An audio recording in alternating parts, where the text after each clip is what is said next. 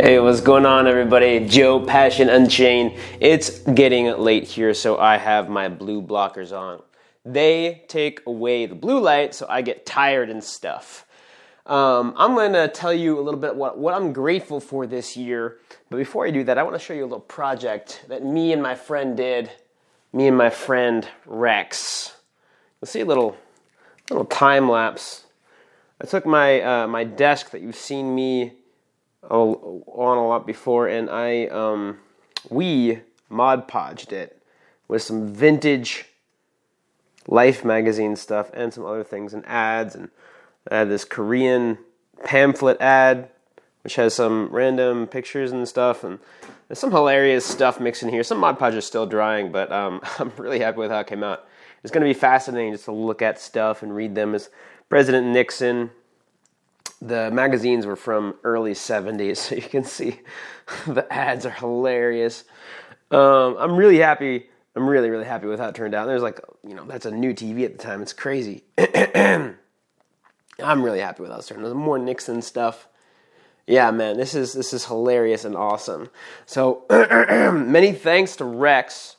He's not gone yet. He's just not staying over for now. So we are going to do some stuff here, just you and I. Things that I'm grateful for this past year. So every single year, I set goals. A lot of people do. And one thing that a lot of people don't do is they don't look back on that past year. I like to think a year is successful if I look back on it and I am grateful that I am not back where I was. I'm grateful for the place that I've come. Like, if you transported me back a year and I'm happy that I'm that far back, then I haven't succeeded in anything this year. But if I'm disappointed that I am where I was a year ago, that means that I've done a lot this year. That means I'm in a good place. It means I'm in a better place. So that's my metric. I stole that a little bit from my mentor, Andy, from Kill Your Inner Loser. I talk about him a lot because he's a big influence on me. And I'm going to share a little about where I was last year. This time last year, some of the issues that I had were I would get very angry with girls still. I had a lot of success with girls, but I still had a lot of emotions from the trauma I experienced as a child when I was emotionally manipulated and hurt by my mother. And so I talk about that a lot on the channel. I don't like to go too far into it just because I don't want it to define me so much. I just want to share the lessons I learned from it. It's my own shit to process, and I've already done that. I don't want to keep doing it over and over again. The point is to move on. The point is not to stay stuck. So that's why I don't like to talk about it too much. But I do like to share the lessons I learned from it when it is relevant. So I would get angry at girls very often and try to push them away when things were working out. And about maybe in March, I did it with two girls. One girl that was working out in like January, and one girl that was working out in March or so. And I got very angry at them, and I pushed them away. It wasn't really a reason. I just was trying to protect myself. And I worked with Andy, and came to a point where I realized what I was doing wrong, and I worked on it and stopped getting so angry. And I allowed girls to get close to me, and I'm really happy for that. If you put me back a year before to a place where I was still getting angry at girls, then I would be a lot further back, and I would be sad, because that's a huge growth that I had. Another thing is, December of 2020 was the last time I took money from my dad, when it's not a gift. Gifts are a different story, but I mean for borrowing.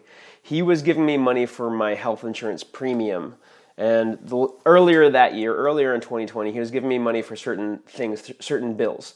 I was paying a lot of my bills, I would say most of my bills, but I still took money from him for help here and there.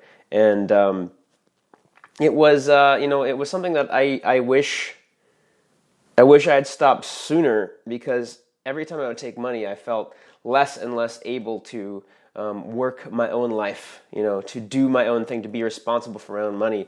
And while I'm grateful for him being there and for him being willing to help, it was a little bit demoralizing to not try my own way first, to not try to make my own money, and to feel like I was reliant on his help, his financial help. So that was the last time I took money from him. He has given me gifts, but gifts, gifts are different. Like, so he gave me something for Hanukkah, a little something for my birthday. But I have not asked him or taken his offers when he wants to pay me for something else. Like, he wanted to pay me for the root canal that I did. He wanted to buy the root canal for me, like pay for that. And even though I didn't have the money, I decided to take out a loan instead because I wanted to be responsible. I wanted to be the one paying for it. So I'm very grateful for that decision. It makes me feel like I'm more in control of my life. And while I am very, very grateful that my dad is willing and happy to help, I am even more grateful that I am there for myself. So many thanks to myself. I'm very grateful that I have a more responsible place with money. One thing I'm hugely grateful for today is November 2020 was the first time I picked up a camera. And I have heard some feedback that my mentor, he actually said on an interview, he's like, when Joe first started picking up a camera, he was bad. I didn't want to tell him, but now that he's really good, I can tell him that he was bad for the first few months. But I've heard from a lot of people, including very experienced photographers, that I have what it takes to be a photographer. And I'm very grateful for that, especially because it's only been a year, a little over a year, like a year a month and a half since I first got my camera. And I could never have seen this coming. This whole past year, I've probably made something around maybe $6,000 with my camera in photography. That's just a rough estimate. I'm not entirely sure how much I've made. It's something like probably around $6,000, something like that. That's a rough estimate. I mean, the camera itself, I overpaid for it because I took out a lease, like a progressive leasing, and I didn't pay it off in 3 months because 3 months is almost same as cash. It's like same as cash plus like a $75 leasing fee. And I missed that date, and so I ended up paying more than double what it's worth. I paid over $2,000 for my $1,000 camera, which was a big mistake for me. So, that means that my laundry's done. I'll get there in a second once I'm done with this video. Point is, if anyone from the IRS is listening, that's not all. I'm not saying I got 6,000 net revenue. I got 6,000 gross, I think. That's just a rough estimate. I'm not sure. Anyway, point is, I got more than 6,000. I don't know how much I got. Forget I said anything. Anyway, point is, I'm very grateful for, and I probably got around 6,000. I'm very grateful for that. I would never have known that this would be a thing, and it really helped pay the bills. And now that, and even in this, and it's been accelerating. So in this past month, I just sold another photo shoot today, which I'm very grateful for. We've scheduled for this weekend, and it was just the most crazy roundabout way. No, I'm trying to think of how much I've made. It's probably, okay, whatever, fuck it. I feel, if I'm being honest, I feel a little ashamed to say I've made 6,000. I feel like that's too little. But I also realize that it's a skill that I just built, and so I guess I'm trying to push myself to do more. I feel ashamed to say that I'm doing 6,000 because then I feel like I'm a shit photographer. But I know I'm not, and I'm just being insecure. Anyway, point is, I'm really happy with the momentum that's been happening with my photography business. A lot of it is because of my business guy. He's a guy that I look up to for business advice and who's been guiding me on this. I don't know if you want yourself to be, I would say his first name. I mean, first names aren't, can't get anybody identified. So his first name is James. Really cool guy. Really grateful for his advice because I sold an extra photo shoot today, and a lot of that comes from the confidence that I have because I have this guidance to help me have some idea of what I'm doing with my business, because I've tried a lot of businesses here and there, and one thing I've learned is listening to others is mandatory. Working with others is mandatory. Even solopreneurs, they have others that they look on for guidance or for graphic design or for websites or something.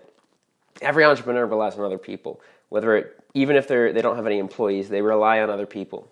So I'm very, very, very grateful for that. I'm also very grateful for Ed, my friend, who's helped me become a better photographer. For Andy, who got me into photography in the first place. I'm grateful for all of it, because photography is the special sauce that Passion Unchained needed. Passion Unchained would have become successful, but it would have been a delay of probably a year or more. Because I did not have a product that I could offer people that they immediately wanted and they immediately knew would be valuable to them, like photography. Info products, from what I understand and from what I've experienced, it takes a while to build up enough momentum to make an info product a real thing. And it takes a while to build up an audience, a dedicated audience, to make a living off of YouTube. And so the fact that I have this product that I've been selling to people, that people have gotten results from, makes me really happy. And without Andy, I wouldn't even gotten into photography. Without Ed, I wouldn't have become as good a photographer as I am today. Without James, I wouldn't have done the things that got me more clients. And I'm just very grateful for it. Very grateful for it all. I'm in a much better place than I was last year, which is a good thing. Because that's all we're trying to do, is we're trying to build a life that we love. And part of building a life that we love is that feeling of continuously improving, continuously getting to a better life, and enjoying the life, enjoying the journey, and enjoying your life in the process. So really thankful for you to listen to the end of this video. And if you are curious about a photo shoot, if you want me to look at your dating app profile and see what I like and what I don't like, then go in the description below, the first link, passionunchained.com, click on it and schedule a dating profile critique with me. I will get on a one-on-one call with you, tell you what I like and don't like about your profile, and then potentially set up a photo shoot if that's what you want. I do photo shoots here in Austin and here and over in outside of Austin, in wherever you are. I fly out, just pay my flight and lodging, and I don't even make a profit on that. I just pay what I'm paying so that I can get out to you, and I'll do it out to you, or you can come here. Some people come here. So wishing you the best, excited to see you and potentially do a photo shoot with you, and until next time, folks. Forgot. In the comments below, let me know one thing you are grateful for this past year, and why you are glad that you are where you are compared to where you were last year. Looking forward to hearing and seeing your results. Cheers. Bye.